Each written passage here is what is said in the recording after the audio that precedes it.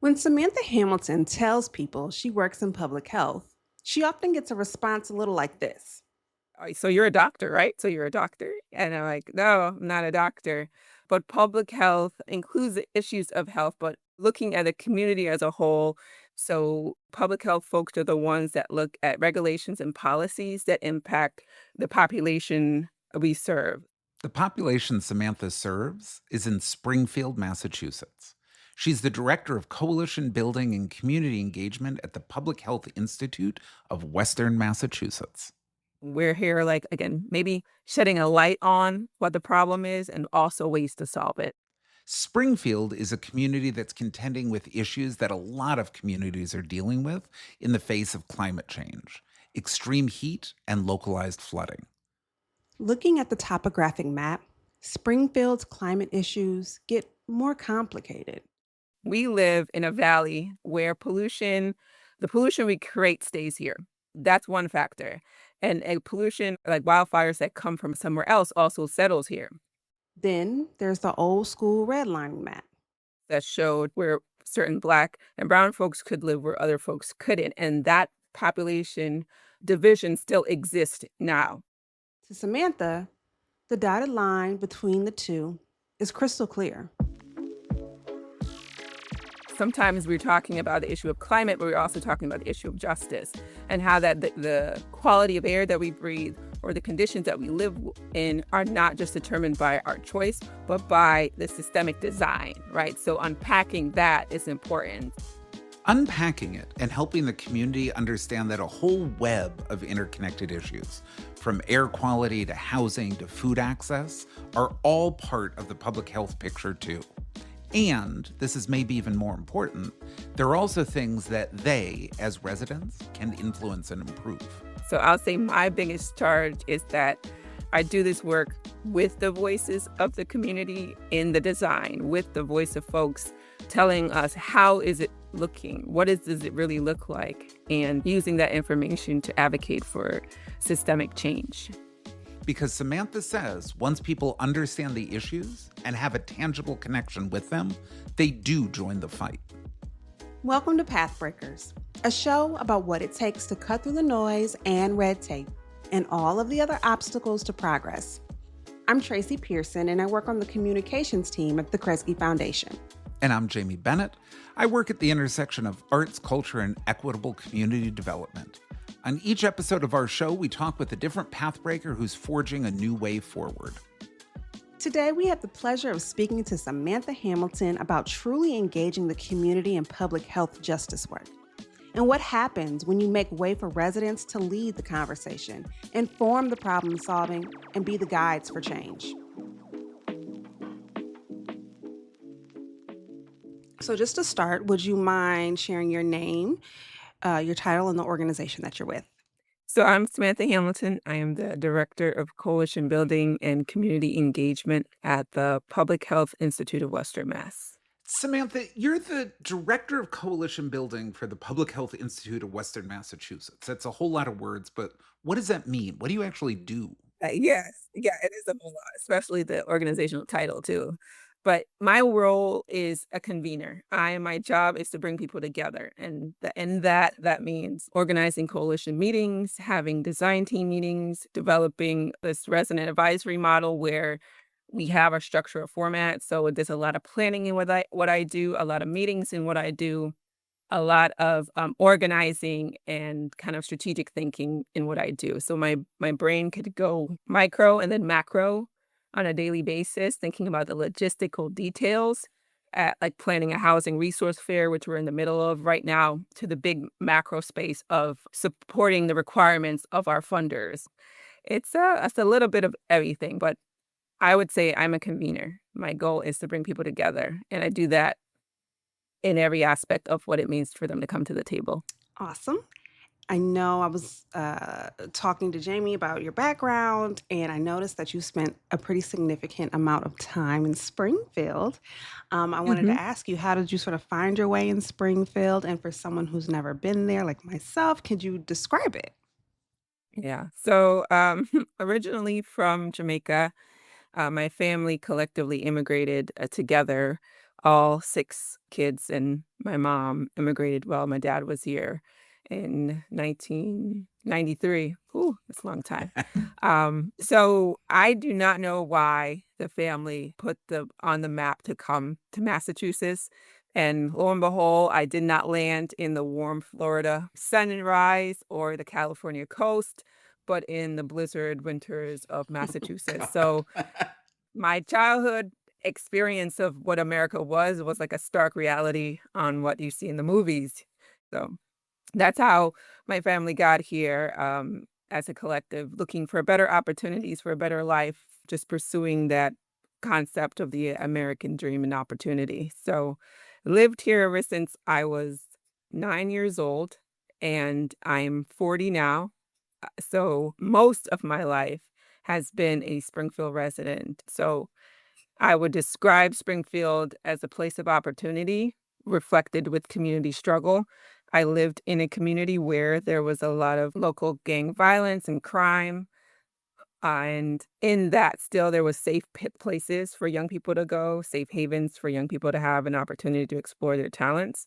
So, in a place that, again, has a lot of community based challenges, there's also these wonderful anchor institutions and organizations that provided opportunity. So I would describe it as that I'm an absolute optimist in when it comes to the work that I do, Hmm. because that gives me the spirit to see the possibilities. So we don't ignore that it's a struggling community, a predominantly African American Latino population. We don't ignore that majority of folks are struggling with housing, education, health disparities. We don't ignore the fact that mobility is short. There's no direct ladder up to success, and there's no direct pathway. So most folks pave their own way, but not necessarily show others how to get there after they've succeeded.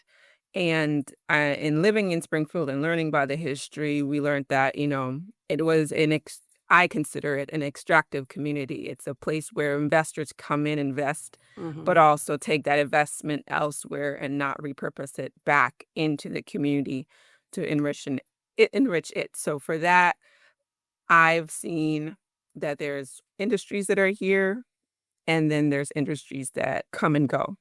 And how within that community does the Public Health Institute for Western Massachusetts find itself? Yeah.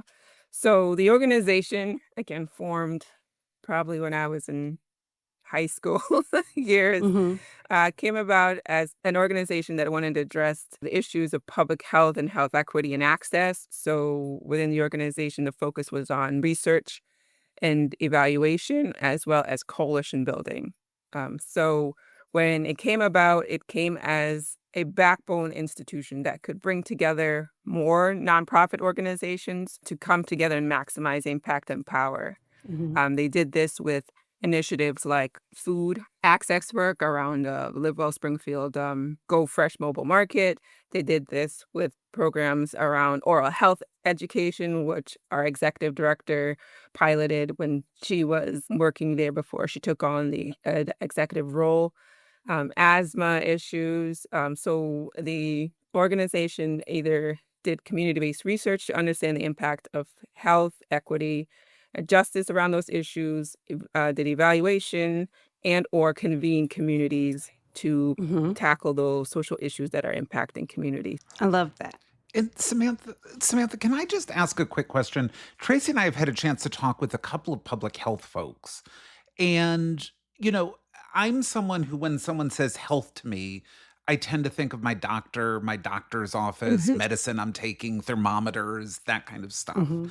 But when we're talking with you, when we're talking with public health colleagues, we end up talking about housing, we end up talking about climate, we end up talking about income inequality. Can you just, for folks who aren't familiar with public health, can you just help us understand what's the difference between public health and health care? Will you ground us in sort of what is this public health you speak of? Yeah, thank you for asking. And funny enough, the concept of public health is seriously misconstrued and hard to kind of wrap people's head around. So, thinking about there's someone in municipal government that looks at issues around COVID and have those parameters to tell us instructions on what to do regarding our health. to get tested, to go to a screening space or something like that. There's someone there looking at the overall general population and saying, here's where you could go to receive health and services.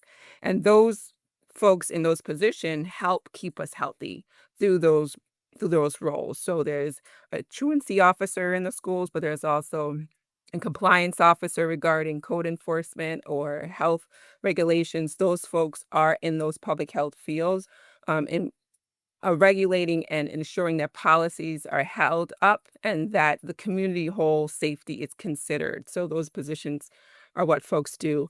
In the work that we do in coalition and community spaces, we look at the health of a community and Mhm. ask ourselves, how can we make it better? Mhm. And the issue of health goes beyond your doctor visit, but what is your health at home? So when I say, hey, we're looking at housing, we're looking at the quality of your housing that affects your health. So whether you're at home and there is an issue of mold or respiratory issues in your house, that's a public health issue because we don't want you to go to sleep where you spend 8 hours taking in the toxic mold, but we want to make sure there's regulation in place that requires that anywhere you live, that they remediate and do not buy or sell a home that has issues of mold. So that protects you. So in Mhm. some instances, public health supports us in protecting us from things that we typically might not think about that impacts our health. So issues again relating to awareness around quality of air. So the organization is working on air sensor apps Mm. to inform people on their power to lead with their own health. So the organization is looking to put an air sensor. There are air sensors in the state of Massachusetts. They're on this platform collectively collecting the data for us. And now imagine someone going on an app, looking at it and say, hey, the air quality is bad today. And because I have asthma or COPD or any chronic health issues, it's recommended that I might stay inside today so that I don't inflame my health issues and then cause me to then go to that doctor. Yep. So in a sense, public health is preventative measures that helps folks stay healthy, so that they don't run to the hospital for care and live longer. So those are, I don't know if that sums it up or explains it, but Mhm. those are great examples that I have. That explains it perfectly. And so then my next question is, it sort of seems like you said that in order to have true public health in Springfield, we need all the people and all the institutions to be doing their jobs properly for all of the people. That if everyone, if the schools were working properly, if the system of housing, transportation was working properly, we would have health. So what is the coalition it takes to do that? Who are you bringing together? What is the coalition that Springfield needs to make sure that happens? Yeah, so our work is you look at sectors, Mhm. different departments. You want housing folks, education, you want folks in business sectors at the table, you want residents involved, you want nonprofit organizations, you want everyone that has a vantage point of what makes up a city. So most of our partnerships include grassroots organizers, folks that works within providing direct services or support. So folks in mental health, folks in after school programming, those safe havens that I was a part of that kept me safe and also provided me with opportunities. You want those folks involved in the conversation. So within the organization, we seek out or put a call out to say, hey, we're about to work on this issue around food access or this issue around housing. Do you want to be at the table? And if you're coming to the table, who else do you think we should invite? The door is super wide and open for organizations and individuals to come in and provide their perspective on how we see the issue because my vantage point is limited and having perspectives from municipal government is important because they are maybe in the system itself. I frame it as you can't solve the problem outside looking in. You can't yell to the institution, you need to fix this with a bias lens of not knowing how it's currently functioning. So you do need to invite those institutions and organizations to the table to understand their limitations, their barriers, their own internal biases, to say, hey, can we collectively do something different? Because even after we do the call and ask for someone to do the change, it's not going to hold up if they also did not buy into the narrative of the change is important and that they are also part of the solution. So we invite to the table those organizations, some which we might not be in total alignment with, because we still have to talk it out, because the problem is multidimensional. The problem is more than just I might see a homeless person, but I might not know that person who's homeless is biased to institutions and have chose to be homeless because the system has already failed them and harmed them. So Hmm. when you want to say build a shelter and everybody's going to come in, that homeless person you still want to come in ain't going to come in because Right. you Yeah. didn't even ask them why are they still sitting on the park bench? Why do they still choose to be unhoused in the moment? And they might say, I've been harmed by the institution that was set to help me. And I have issues of trust before I can go back to that institution. And we have to solve that. And also, we might have to honor some people might choose that living without housing is okay for their current stability because it gives them freedom in other ways. So, to that end, I'll say that's the intention of bringing coalitions together to have those diverse perspectives and that all perspectives have input on how we can solve a problem in our community. Mm. I want to talk about something you mentioned earlier around air quality, asthma, and the impact that that has on communities.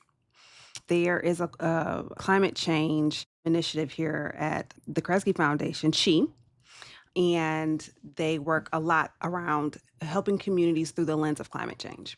And as someone who lives in an area with a significant amount of residents who deal with asthma, and that's not something that was brought to my attention until I had children and I started wondering, well, why do all these kids have asthma? It's because of our air. And Hmm. it's not something that one resident had something to do with it. It's impacting our entire community. So I would love for you to sort of talk about the Chi initiative, how your organization is sort of working within that context. And I think it's so important because climate affects everyone. It's not something that we can Hmm. get away from, as you know. So would love for you to speak about that a little bit. Yeah, thank you. So, yeah, the amazing opportunity to be a chief funded partner allowed us for our initiative to work on two things, which was community choice energy and a race and health equity impact assessment. We bring forward in our proposal that Springfield was once the asthma capital of the US. Oof. It meant that, and the study came out of the emergency visits that happened in our community. So that was a benchmark of saying this is why this community had this higher ranking. Currently ranked fourth. We went down the list at one point, but now currently standing in fourth place. We had to understand like what makes up this variable. Hmm. We're also in a very racially divided city. There was a highway built through the city, right? So there was a residential neighborhood, and they took over the land and pushed out at that time a community of color to go live somewhere else and build in that neighborhood a big, massive Highway 95 highway. So there is like that whole traffic that comes out on a daily basis in that community. And folks who now reside and live in that community are still Black and brown folks who have those respiratory and chronic health issues. So through the Chi funding, we had the opportunity to look at something strategically that could help improve our quality of air, reduce our greenhouse gas emissions, and bring some equitable justice to community by having the power to choose. So community choice energy, also known as community choice aggregation, very big word. It's how you source your energy for your home. So instead of getting your electric energy from fossil fuels, you can choose that your community, the city itself of Springfield, opt into clean energy from wind farms or solar farms in our community. The decision to change this policy is a citywide change, and we're encouraging community residents to buy into this idea that clean energy will help us, will improve the quality of air that we have in the future, or it might just improve our ability to live longer over time. So that's the work that we do under the Chi work that we hope to continue to do as we embark on another grant writing process to apply for more funding for this great work. But the issue of climate, health, and equity is intangible. Like you can't do one without the other. And sometimes people think, well, it's about the trees. It's not about the trees. It's another issue that I will share that we deal with in Springfield. Springfield's issues are extreme heat and localized Mm, flooding, right? And again, I learned all of this. hmm I was not the climate expert before I started this work, but because we live in a city, the extreme heat happens throughout the year, and folks do not have the ability sometimes to find shelter, to cool, to have the ability to deal with the extreme heat. So they just stay in it. So there's like consider like my imagery is consider this elderly woman at home just bearing with the heat, having maybe a fan, but she also has her COPD, she has her chronic health issues, and that extreme heat is kind of just taking over and could cause her to have a heat stroke. So building a community where maybe we have requirements that require cooling in all development prevents that. Or also having access to cooling station prevents that. And maybe providing cooling kits at home prevents that. So that's one of our dire issues. And that's how public health shows up. That's how public hmm health solves the health issues of the community with their informed consent and informed participation. How do you get residents to sort of, when you come in and you have a conversation about solar power, how do you all coalesce and get some like-minded thinking around that? Are you guys using a model? Are there any tables? What are you guys using to sort of engage residents around that? Yeah. The model that it's set up is that we have a resident advisory framework. I love that. Let me do one other, just one quickly, because resident advisor to me means that scary person on my dorm who tells me what to do. But I think resident advisor means something different for you all. Will you just tell, what is a resident advisor? Yeah, so we call them their title. They are residents and they are advising us. So this we're Residents of bringing it Springfield, together, someone right? who lives in Yes, Springfield. resident Yeah. Springfield. Yes, yes, someone that lives in Springfield that has lived or professional experience about the issue we're going after. So whether again it's housing, food access, climate, they're saying, "Hey, I want to get involved," and we lean on their lived experience, their resident savvy knowledge of the community, and their ideas on how to impact change to help us. So they advise us on the other side of their title on how to go about engaging the community, how to get the word out, co-present with us, co-facilitate with us, and we also build their capacity through trainings that we offer throughout the year. Love that. Thank you. In all our coalitions that we have now in PHI, we have residents involved in these conversations. And for my Kresge work, for my Chi work, we had a 1-to-1 ratio. For every one partner organization voice, we had one community resident voice. And the idea of that is you balance power. If I just had two folks that are from the community residents representing us and saying, hey, tell us what's going on for everybody, the person's like, I don't speak for everybody. I can only speak for me. And as I told you before, my community is very segregated. So depending on where you live, you have a certain perspective. So that 1-to-1 community voice ratio allows that the community organizations and the community residents are coming together collectively talking about the issue. We also collectively learn together. So just as I was in the room taking notes, asking questions, building my capacity, so was the residents. And we lean on our expertise from our Pioneer Value Planning Commission. We lean on our evaluation team at the Public Health Institute, giving us the data and the statistics and the impacts and the outcomes. We lean on our community organizations, grassroots organizations like Arise for Social Justice, telling us, let's get to rally. We're going to be rallying against biomass. We're going to be rallying against pipeline expansion, but we need your current action today. And we lean on organizations like Wayfinders who have residents also involved in their built environment projects or build health grants that they brought them in. So all those folks are in the room. We've done workshops like flexing your civic muscle, that Wayfinders did with us, and that's us to ground us. Like, let's before we take action, let's know about the issue. Let's talk about what it means. Let's ask the question on on things we do not understand. And once we have a grounding collective understanding, then we say, what do we do next? I'm big on not leaving anybody behind in the conversation. So if somebody's saying, I'm still stuck over here, we're all going to move over here collectively to understand what the person is still stuck on understanding that we need to explain, or they might have a great idea on how to define it better for the broader community. So we stay as a collective team cohort learning together. So that's how, again, we build our strength and understanding and on the why we want to act on an issue. Hmm. We lean in the experts that are at the table. And collectively, after we all have the capacity and understanding, say, now what? Right. And Hmm. and move on from there. Can I ask you just to take a step back? Because one of the things that I'm fascinated by is you said, like, we're going to have a rally for biomass. How do you get anyone to show up? Like, how do you? I understand everything you said about building knowledge, building power, working together, but how do you get someone to show up for that first conversation? How does that first conversation happen that someone even knows enough to show up and sort of say, I'm willing to go on this journey with you and eventually end up rallying for biomass? I think that's important to consider, but also through like just day to day challenges. We Yeah. want you to focus on this thing, but you're also we are acknowledging that residents are dealing with day to day getting to work, getting their kids to school. Yeah. But these are still important issues. So I can't Yeah. imagine it's easy.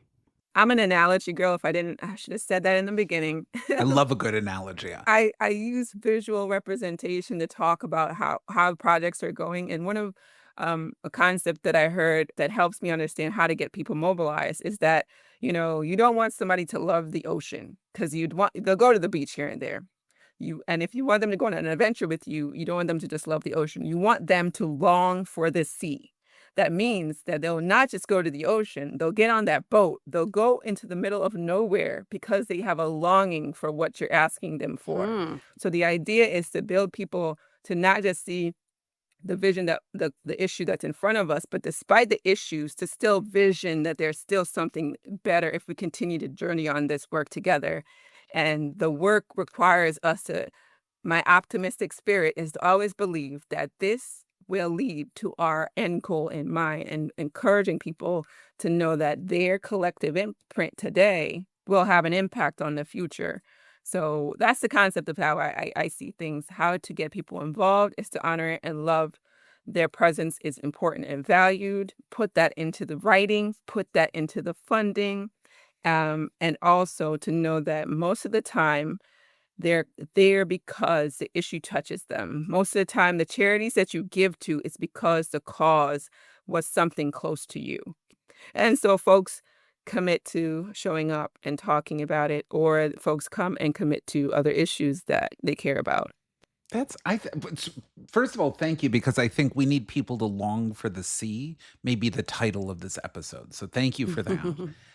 Thank you also, I'm guessing I'm older than you, and I came up in that generation of environment and climate work where we tried to motivate people with fear, right? The future's burning, it's on fire, we've got to stop it. And replacing fear with desire with longing, I think is Mhm. really powerful. That there's something better ahead, not just fighting against, but fighting for is really powerful.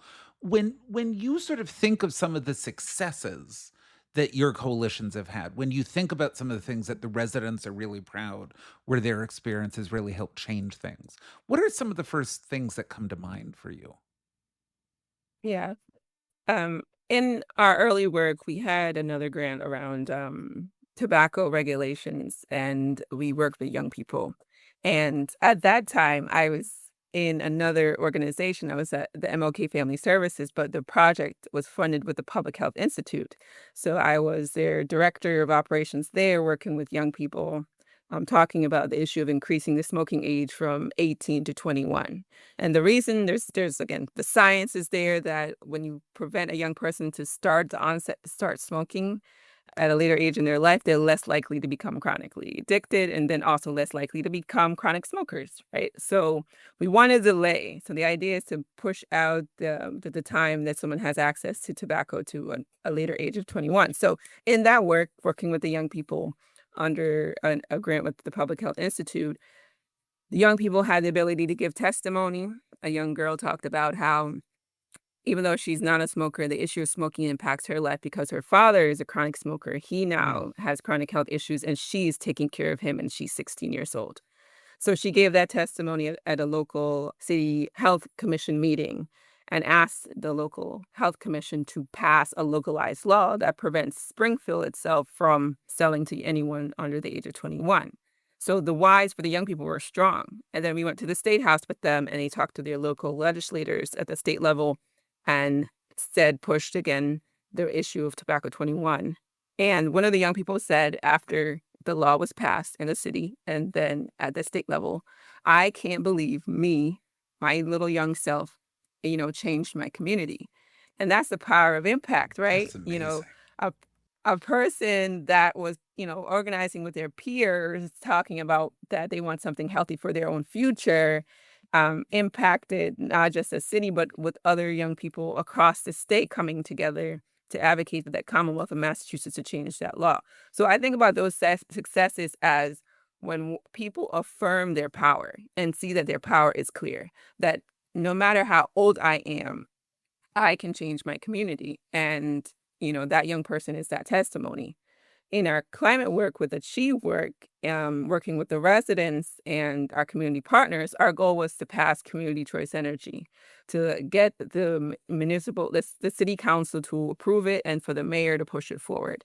And we did speak out events at our Jazz and Roots festivals. We did tabling at our local events, getting people to sign our local petition, got, 300 plus signatures, and then had the ability to meet with city council folks, and then they unanimously approved it.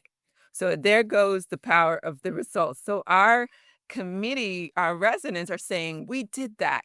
And those words come out, oh, we did it because we collectively organized together. We collectively got community buy-in, collectively talked about the importance of this idea, and there was that localized win. So success for me is that young person affirming their power. Success to me is that collective voice of community saying, we did that.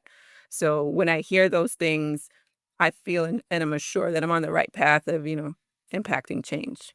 I would imagine through the various journeys that you all have to sort of start on the various issues they're trying to tackle, there's a lot of education, of course, but then also when you're in community as deeply as you are, I'm sure there are a lot of things that you learn from residents. And so I'm just curious, what are some things that the residents have taught you as you sort of work sort of hand in hand with them? I think after 5 years, you become a family. So I these love that. Amen. resident advisors, and when they hear this, they know me. I know them. They're loving, but they're also candid, and I love that Mm-hmm. about them.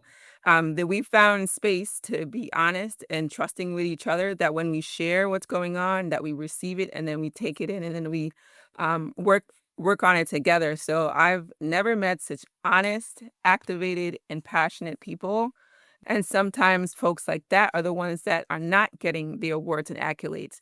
They're not getting put up as the esteemed leaders of our community, but residents are the ones that are doing the work and having the impact that, really has meaning. I've learned that even in my position, the community does not want to hear from me.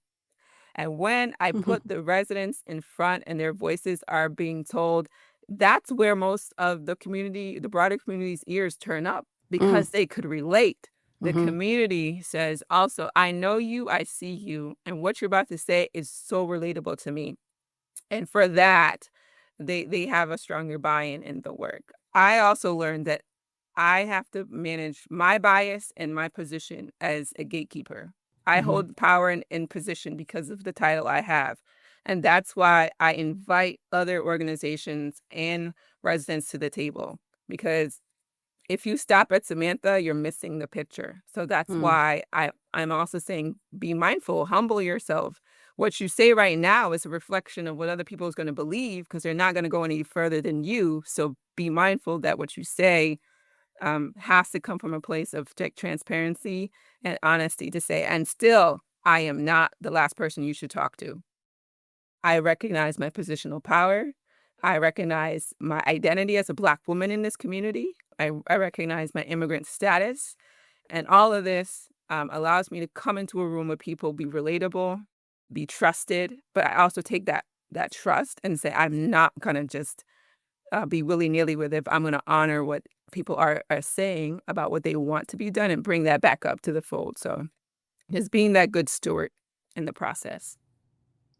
Well, thank you for sharing with us about your community in Springfield. I feel like I've learned so much. If you're okay with it, Jamie and I like to do this sort of session where we have a lightning round. Then quick answer.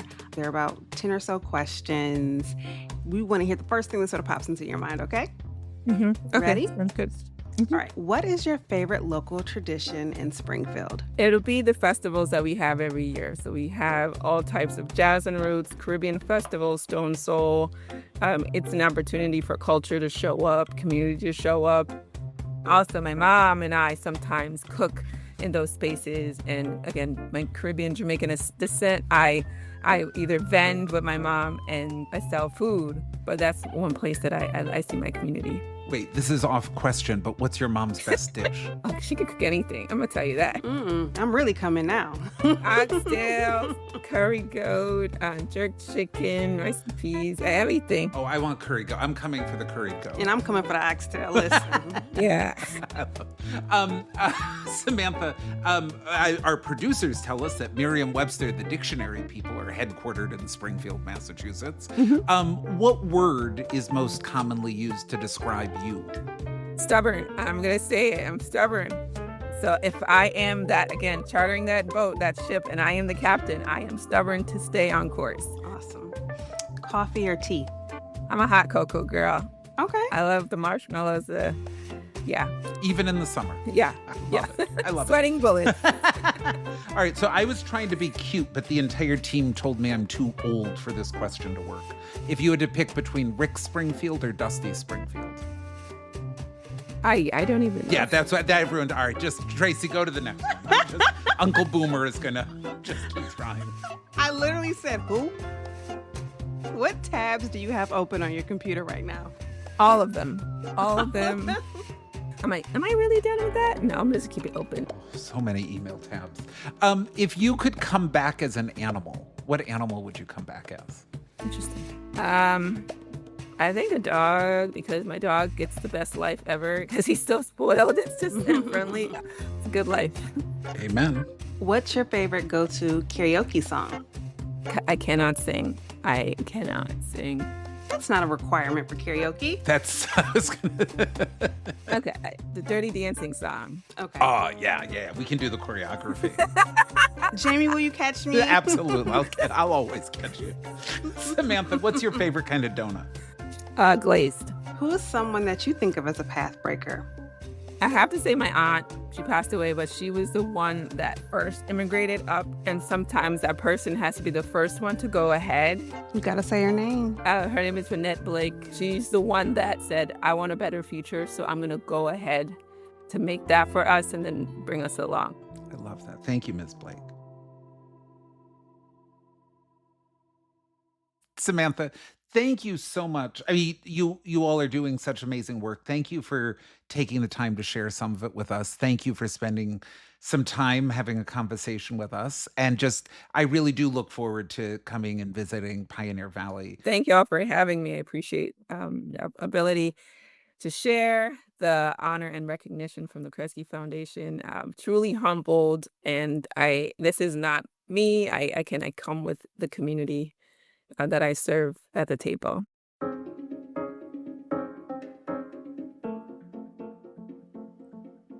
Samantha Hamilton is the Director of Coalition Building and Community Engagement at the Public Health Institute of Western Massachusetts.